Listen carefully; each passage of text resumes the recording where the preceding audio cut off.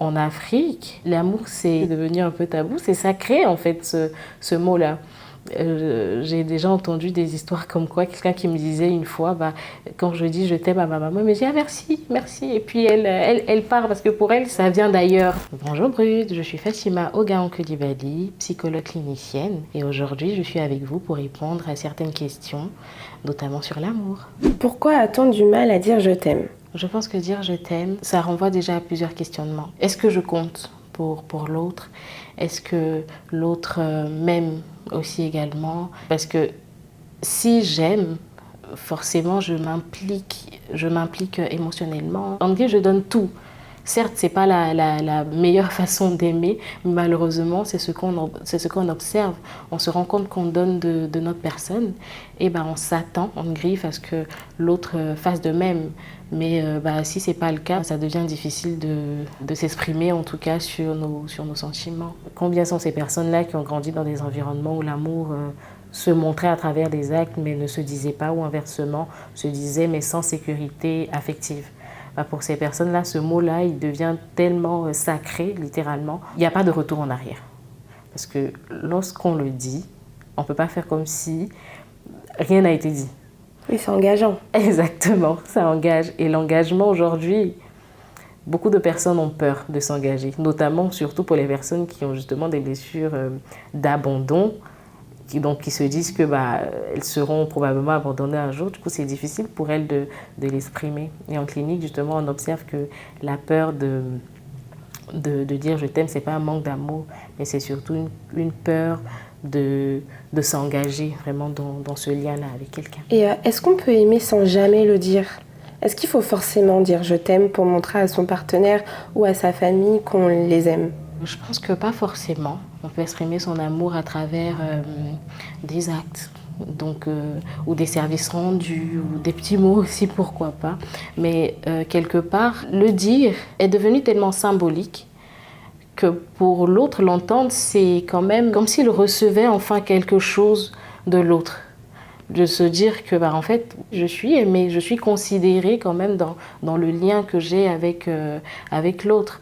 Est-ce qu'on peut apprendre à dire je t'aime à l'école ou chez soi avec ses parents ? Est-ce que quelqu'un qui n'a pas eu cette éducation-là pourra dire je t'aime un jour ? Comme je dis toujours, on donne que ce qu'on a appris. Donc si dans notre environnement on n'a pas appris à le dire, on ne sait pas ce que c'est, on peut pas le dire.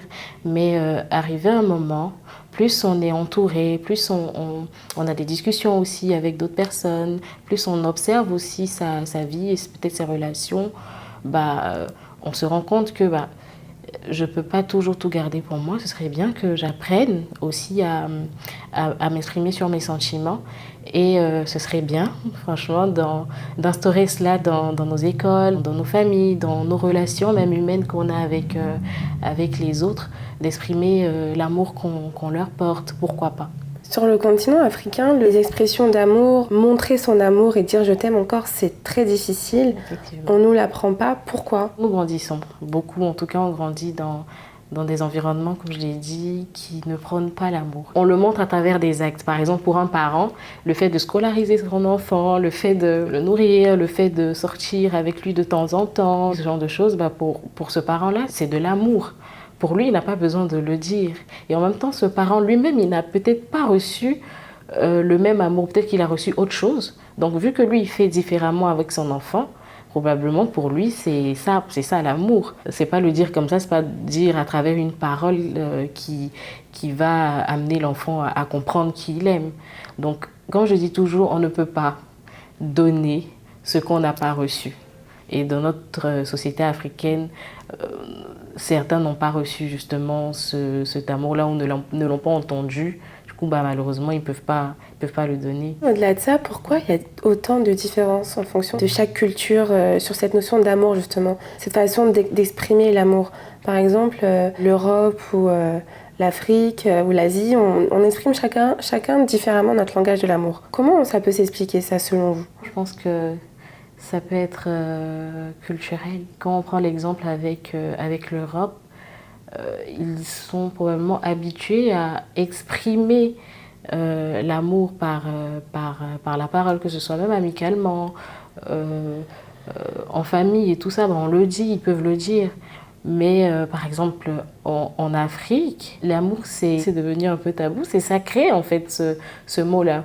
J'ai déjà entendu des histoires comme quoi quelqu'un qui me disait une fois, bah, quand je dis je t'aime à ma maman, elle me dit ah, merci, merci. Et puis elle part parce que pour elle, ça vient d'ailleurs. C'est pas de chez nous, c'est pas de chez moi. Donc pourquoi tu me dis je t'aime en fait? Ou est-ce qu'il y a un problème derrière ce je t'aime? Est-ce que tu veux m'annoncer une nouvelle, une mauvaise nouvelle? Qu'est-ce qui C'est limite un acte de défiance de dire je t'aime. Exactement.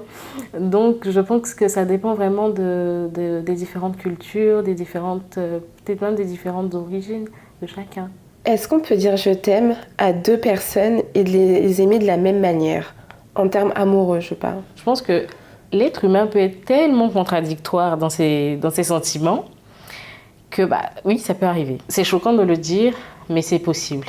C'est-à-dire qu'on peut aimer une personne pour la stabilité qu'elle nous apporte, les émotions qu'on partage, l'histoire aussi qu'on partage et tout ça. Et à côté, aimer une autre personne pour le désir, pour la passion, pour le sentiment d'être vivant. C'est vrai que c'est pas juste, hein, c'est pas non plus sans conséquences, mais c'est possible. Ça ne veut pas dire que c'est mal. Voilà, ça ne veut pas dire que c'est mal, mais ça veut dire que l'être humain est, comme j'ai dit, tellement contradictoire qu'il peut faire des choses qui ne sont pas forcément bien et justement qui peuvent causer du tort à son entourage, à tout le monde.